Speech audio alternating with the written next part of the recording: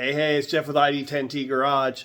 I want to give you guys a quick update on the 66 project because my video camera didn't do what it was supposed to do. So I started to create a video, but some of the video files were corrupted. So anyways, I've got this all set up and I got the inner rockers pretty cleaned up.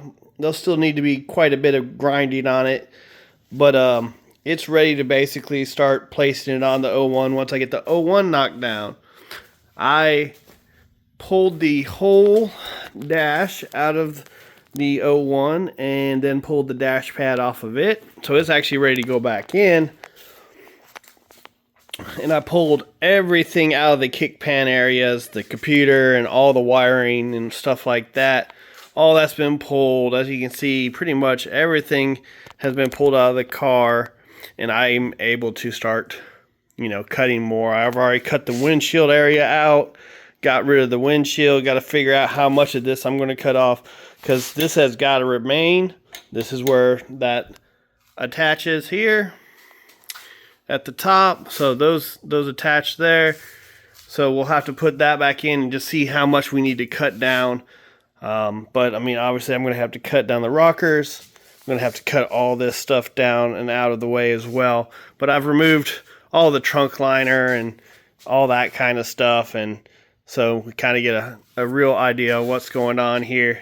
But pretty much to the point where we're about ready to start cutting away on this thing and really getting ready for the 66 to be able to be put on top of it so we can start seeing where our fitment is. Because the general idea will be I want to keep this in place.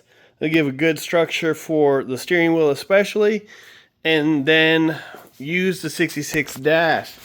So my expectation is I'm going to have to cut this out quite a bit and make that fit around the new steering wheel.